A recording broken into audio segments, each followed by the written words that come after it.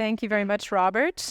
Great to be here today. And yeah, my name is Helen. For the many folks here who I haven't met before, I've been in Washington, D.C. for the last 5 or so years working on AI policy issues there, especially with a focus on kind of national security policy issues. But for today, I wanted to zoom out a little bit. I think this is the only full-length governance talk, so I'm going to be kind of taking a moment to check in on where things are at with AI governance more generally, and to get a sense of the room. Roughly how many people here would think of themselves as sort of ML researchers, technical researchers? Most folks. Okay, anyone who's more in kind of the governance policy space? Small number. Anyone who doesn't feel like either of those is them, something else? Yeah, okay, great, very helpful. So going to talk a little bit about where we're at 1.5 years after the kind of ChatGPT moment, some of the hurdles that I see to more robust governance so far, and how technical research can help.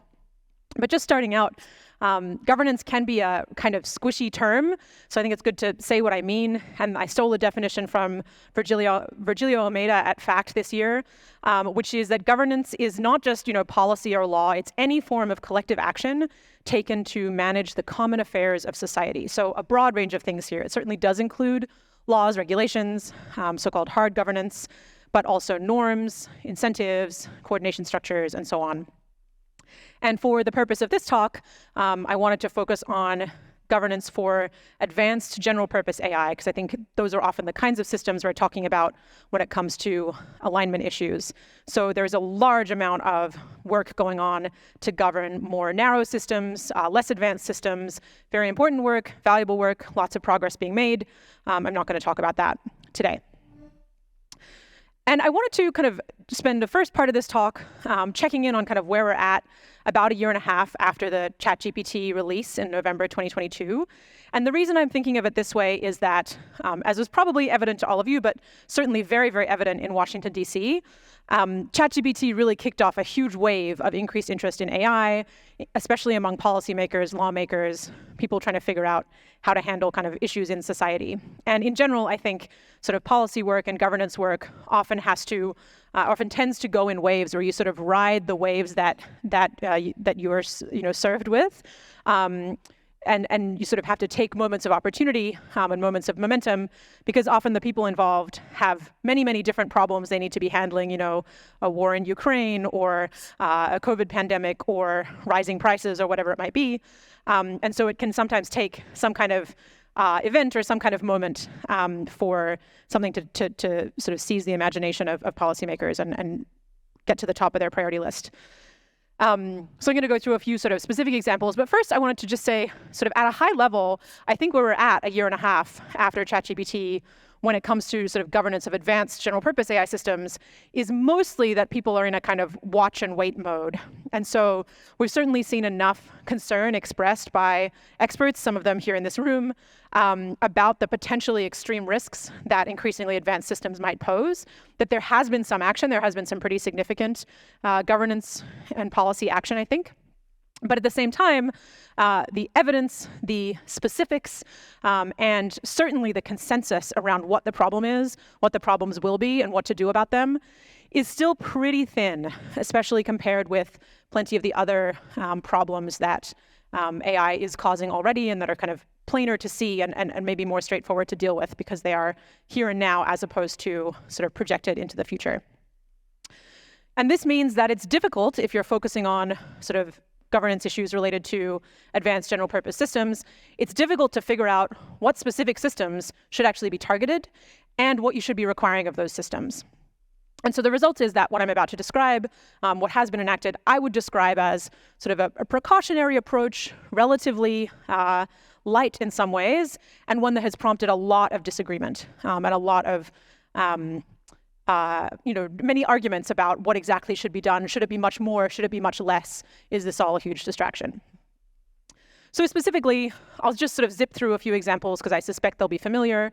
When it comes to hard governance, laws and regulations, the most significant thing we have is the EU's AI Act, which has now been officially passed. It'll come into effect over the next couple of years.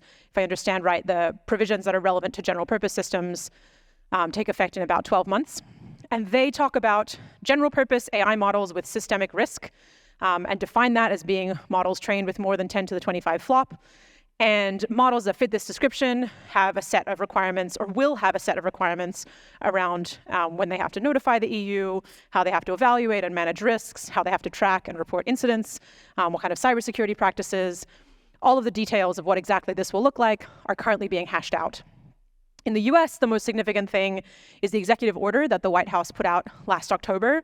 For those of you less familiar with sort of US policymaking, this is not a law, and the White House, the executive branch, is quite limited in how much it can do without Congress passing laws. So you can basically think of this as the Biden White House doing as much as they could, figuring out as best they could how they could sort of stretch their existing authorities, their existing ability to take action, without the much broader discretion that Congress has.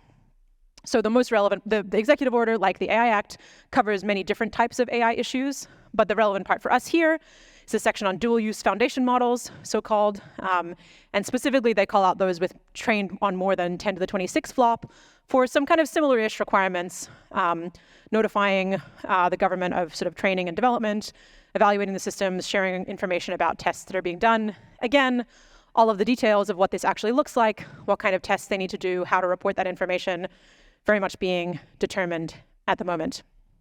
China is one other place that has some laws here. They have passed 2 sets of regulations that specifically target kind of more general purpose AI, though, or that affect more general purpose AI, though.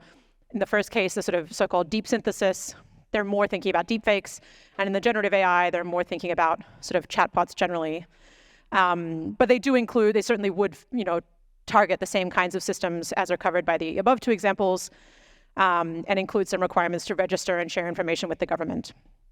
When it comes to sort of softer governance, there's been some really interesting unilateral commitments. I'm pretty sure these are familiar to folks in this room. So Anthropic, OpenAI, and Google have all put out these frameworks identifying different kinds of sort of risk levels that they might hit in different categories. They have slightly different ways of thinking about those risk levels, slightly different focuses between the categories, but certainly some through lines between them.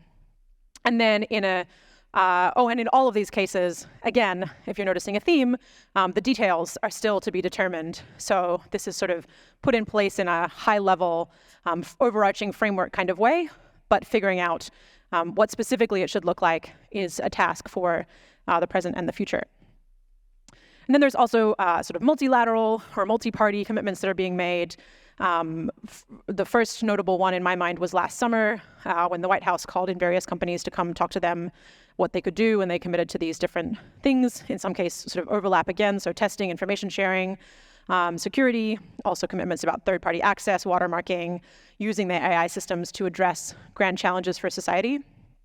The AI summits, international summits, have also got some kind of voluntary multi-party commitments, including around pre-deployment testing, and now recently in May, commitments to develop the kinds of safety frameworks that I was describing on the previous slide that we've seen already from 3 companies.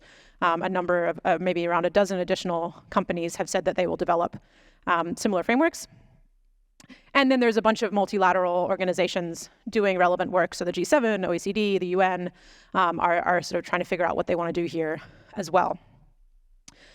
And there's also new laws under discussion in California and UK.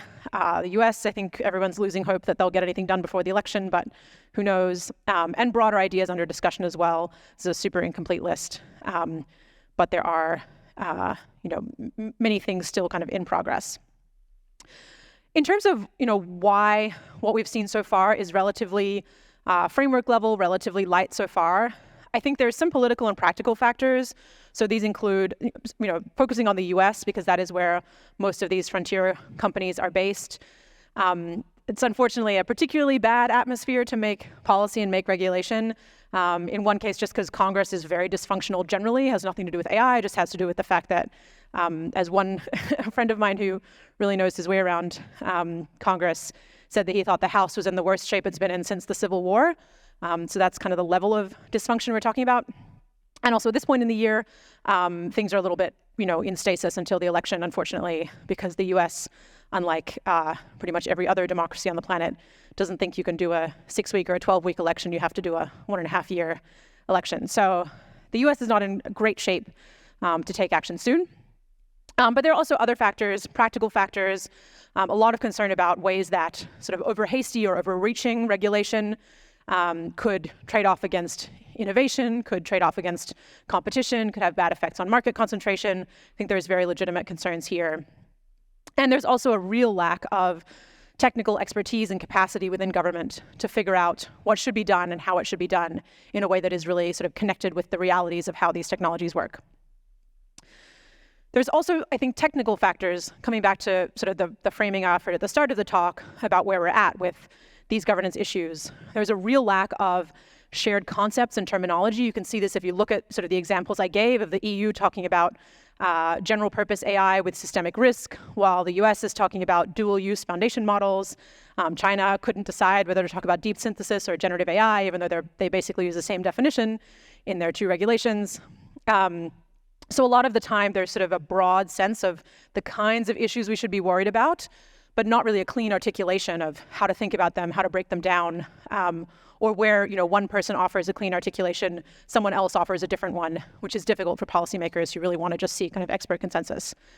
There's also a lack of evidence base, and this is a little bit inherent to this field and these issues, in as much as we're trying to tackle things in a forward-looking way, in a preventative way, that makes sense in a certain way, but it is also very challenging because it means that it's difficult to know concretely and specifically how these problems will emerge. And it also means that I think these things are connected to the fact that there is very little expert consensus about what the problems are, what to do here. I'm sure everyone here has experienced different, very thoughtful, very experienced experts in machine learning who have wildly different views about where the field is going, what kinds of things we should be concerned about, what kind of pace of change we should expect. Fortunately, I think many of you in this room, your friends and colleagues, could help a lot with many of these problems. So for one thing, there are opportunities to actually serve in government or serve adjacent to government if that's something you're interested in. But also, I think to the extent that you can think of these sort of technical factors in the work you're doing so that you're not just thinking about developing a new technique or showing good performance on a benchmark, but really looking at how do we improve the field's shared understanding, the field of alignment researchers, of safety researchers, of machine learning researchers more broadly.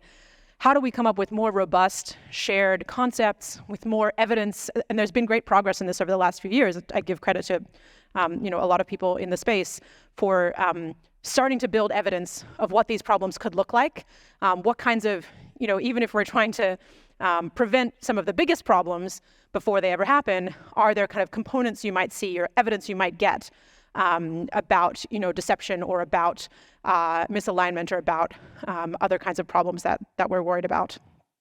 So can you sort of build that into the kind of research that you're doing? And then expert consensus, I think, to the extent that anyone here has opportunities to find people with different perspectives and try and come to understand where their perspectives are coming from, share your own perspective, look for things that might help bridge and might gradually create more consensus in the space about what we're dealing with. I think that is really, really valuable. And then there's also, multiple times I mentioned these details TBD in the kind of governance interventions that we do have so far. Technical expertise is really necessary to do that implementation and figure out those details in a productive way. And so the thing that I will leave you with is just sort of summing all this up.